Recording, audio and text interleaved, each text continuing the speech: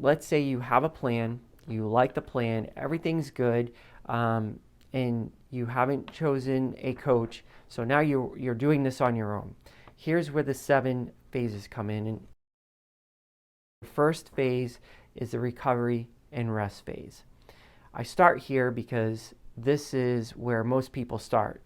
Before you started your journey in this program, you've been recovering and resting. And that's what I kind of call that phase, is you're in the recovery rest phase. But then you jumped into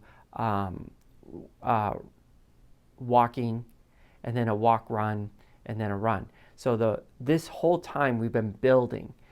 So in the rest phase or recovery phase, so the recovery phase is after the climax or the season finale. You ran at the end of the race, you are depleted, or at the end of your run, you are depleted of all your, like, it's hard to run after. You've done the major race and you're sore. And this will be different for everybody. The recovery phase is the phase in which you still run your same workouts that you were planning to do as if you were not done your season, but you reduce it, meaning you reduce your speed, you're just going out there and maybe reduce the number of days that you would do, and you just go out there and enjoy running. Like, you kind of run and you kind of reflect back on your season. That's the type of running you're doing. And that phase can last a week, 2 days. It depends on you and how fast your body recovers.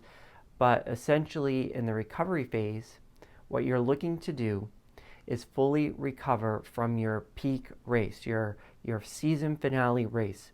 And you're completely rested, and you say to yourself, I'm ready to go again. I'm ready to do this again. I'm ready to go through the cycles. I'm ready to go through the phases and pick out a new plan. That's how long your recovery is. Now, the rest phase is where you actually rest, cross-train. For me, it's walking. I choose walking. Maybe I'll do some biking, but that's more with the family.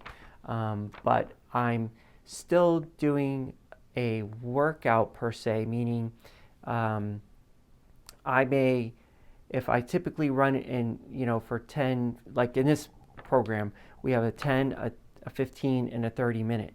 Well, that's how much I'm going to walk. I'm going to walk 10 minutes. Another day I'm going to walk 15, and I'm going to walk 30. And I'm going to do the same plan that we've been doing, only it's pure walking. And I'm resting. So I'm not trying to hit a certain pace. I'm not trying to hit a certain pace or speed. I'm just going out there. I may even bring my camera and start shooting the nature around me. And I'm just relaxing and resting, even though I'm fully recovered. In the back of my mind, I'm like, oh, I can't wait to start the next season. In the rest period is where you can actually start getting your new plan and start your new season. So this could take a week, this could take 3 weeks. It's up to you. Everybody's body is different. What happens when you know you're ready for the next phase is when you are saying, I want to go to that next phase.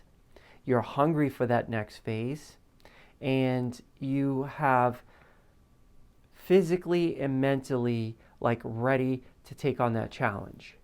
And you can pick a new challenging plan to get ready for the new season. Because now, once you get into the rest period and you go for that new plan and you choose that new plan, you want that same feeling. I can envision this next better goal. And I feel confident that it's going to get me there. And I'm excited about it. Like, I can see the season in front of me and I'm ready to go. I would say typically between each season, that should take about a week to 2 weeks to really plan out and get something put together for your next goal. Then, because in there is an IRP, things like that you may want to think about. An IRP is the injury running plan, and I have a video on YouTube for that if you want to get more details on creating your own IRP. But in the rest period, we are looking at building our new plan, enjoying life for a little bit outside of running to keep us hungry and we're ready to go. And then we can go into the next phase. For me, a rest phase is usually 2 weeks, maybe 3 weeks. Depends on how much rest time I wanna build in. Sometimes my rest period is usually over the winter, which is really long in New England, so I kind of try to time it in there. But, you know, it's different for each person because it's your journey. Once you're done the rest period, then you move on to the build period,